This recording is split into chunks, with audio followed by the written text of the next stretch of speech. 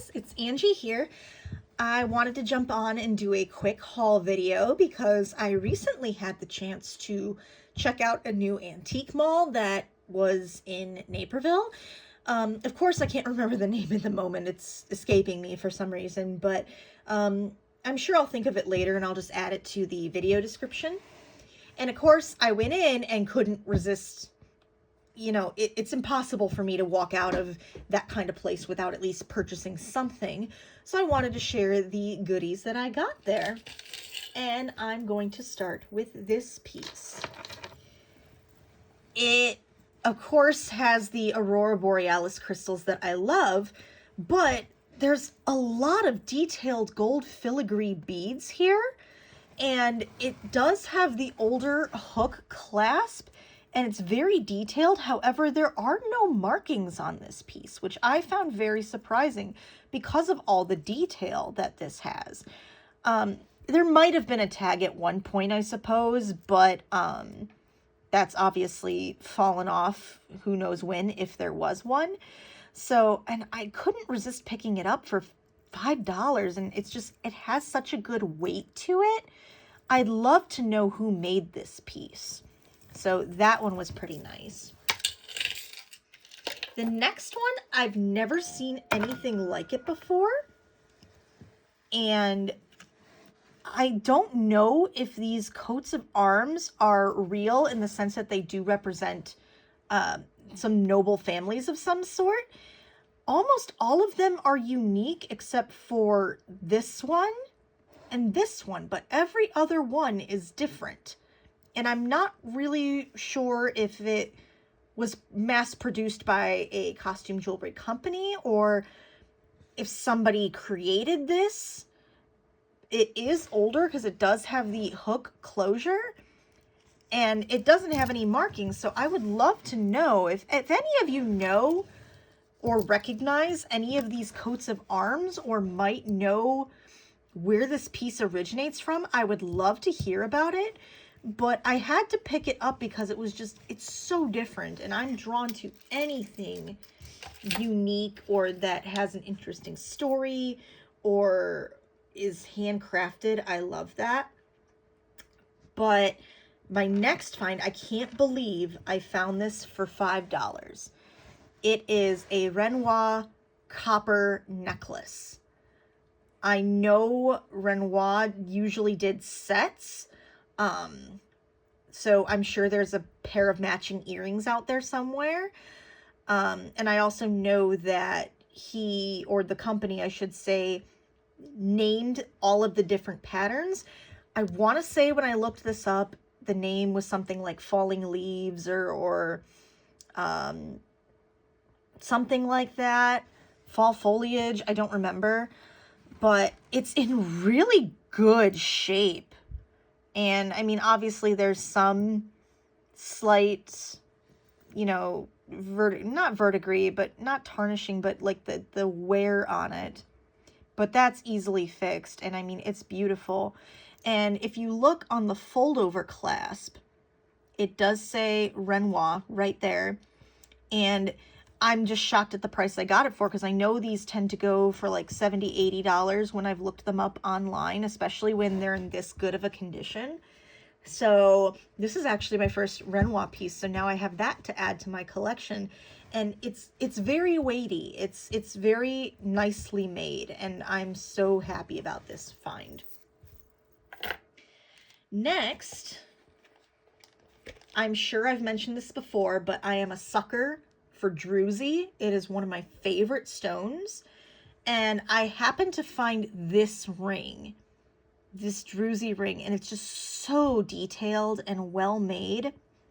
And I looked on the inside. I don't know if I'll be able to get it to show, but it does say India, and I think it says some other symbol in here, but it's obviously handcrafted and it fits wonderfully. I admit the stone could be brighter, but I just loved the whole design. It reminds me very much of Victorian, Rococo kind of a style. And I'll definitely have to do some more research on it. I think it just says N is the other symbol, which I'm not sure what that means, but it obviously has a maker's mark of some sort, so I'll have to do some more research on that, but it is beautiful. Love it. Next, I had a bunch of smaller items that came in little baggies, and some of them are going to be restoration projects for myself.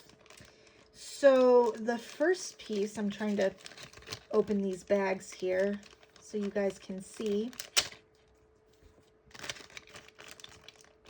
Oh my God, they taped them in a really weird way, so my apologies. So, give me a second here. Here we go. So, this was a watch brooch. Now, I don't use watches, so I got this more for the uniqueness of the piece.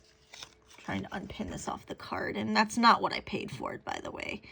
There are no markings on it, so I'm not sure who made it. It does have a C clasp, and I don't think this actually works. The hands don't move, but I just thought it was super pretty. There was really no tone loss on it. All the stones are there. I just thought it was a very cool, unique piece. And of course, as I said, no markings, so maybe I'll be able to find who made it. Maybe I won't. Next piece. As I said, guys, sorry, they really made sure these bags wouldn't open, and they taped them in a really weird way. So it's taking me a sec here.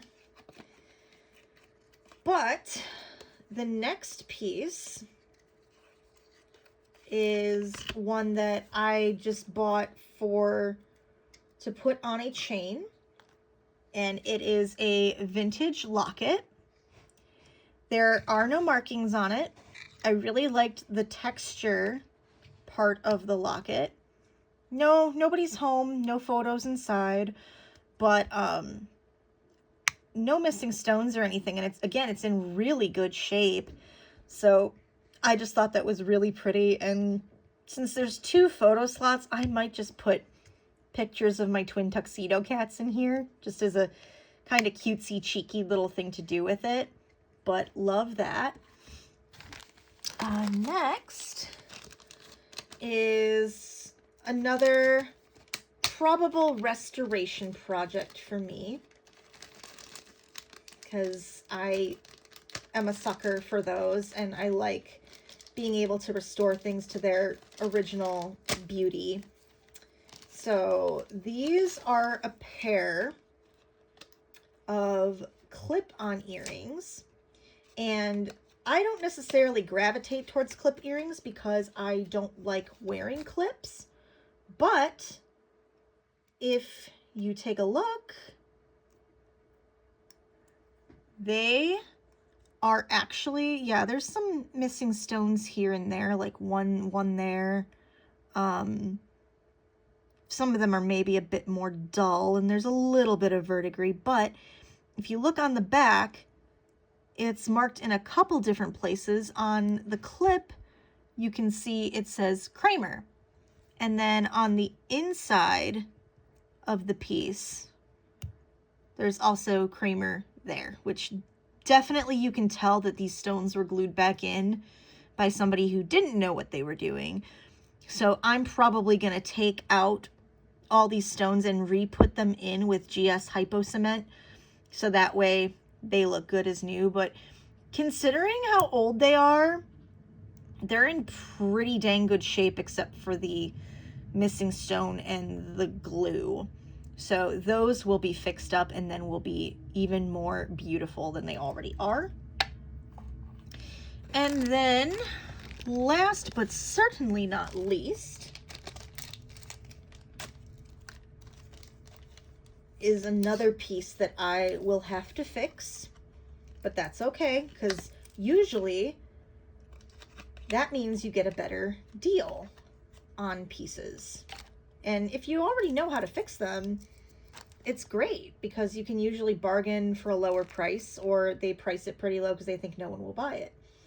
So this piece is unmarked, but it is this really cool rhinestone alligator brooch. He is missing an eye, but that's an easy fix. We can get that taken care of, and I'll probably just replace the other eye too, because it looks kind of dull.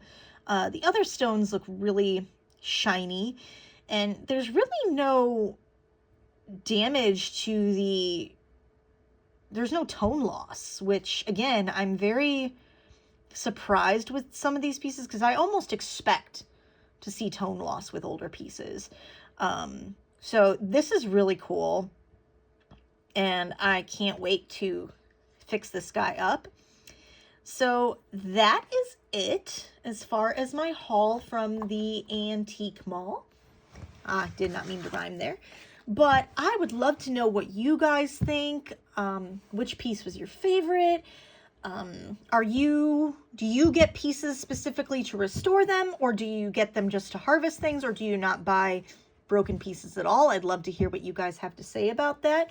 And once again, if you know about anything about any of the pieces, I'd love to hear it. I'm always learning. But until then, please comment, rate, share, subscribe. I should be posting another video soon after this one, and I will see you guys on the next one.